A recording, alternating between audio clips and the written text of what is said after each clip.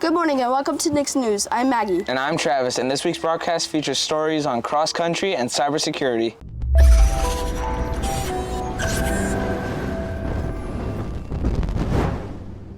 Ella brings us a story on cross-country.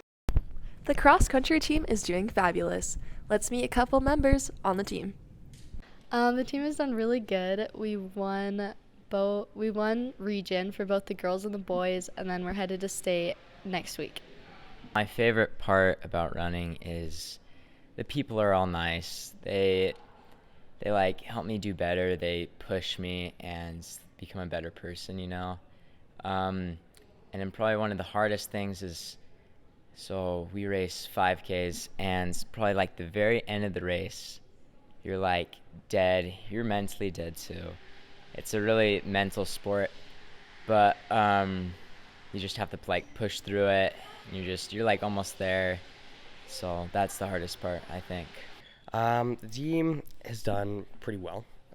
We're not as good as we were last year, of course, but we are still hanging in there, doing well, still getting those wins. You know? Keep up the great work, cross-country. I'm Ella Johnston with the Nick's News. Lucy brings us a story on cybersecurity.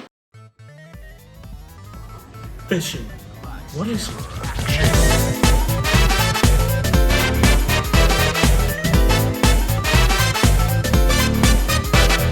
Phishing is the malpractice of sending fake emails to countless people in order to have at least one click on the email, ultimately stealing their private information like passwords.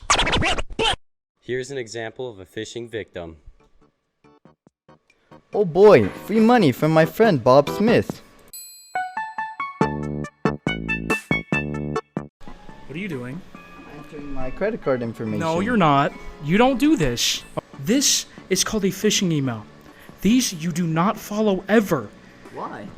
They will steal your identity. They will get your private information. They will find out where you live. This is the worst. He was right. It was the worst. Nobody wants to have their information stolen. And you may be asking yourself now, how am I supposed to tell a phishing email from a real one? But that is exactly why we made this. So the first thing you want to look at for a phishing email is usually the email address itself. A lot of the time they have some strange characters in it or letters. They just look really abnormal and don't make any sense, or it's by a person you don't recognize. And if you were to click on this picture, it would bring us to this site right here, which looks really sketchy in and of itself, as it's asking for my name, email, password, credit card information. You never, ever want to give out your personal information to a site that you don't recognize.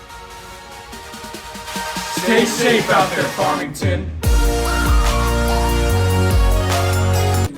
Oh boy, an email from my principal. Free money. The Content Assessment Lab will be open Monday through Thursday, 2:30 to 4:30 in room 1410, and make sure to bring a teacher's note. Alexander brings us the sports rundown.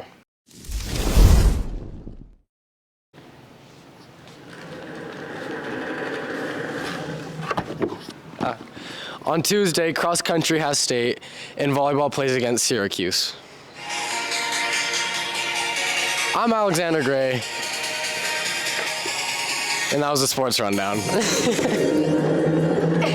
Travis brings us the question of the week.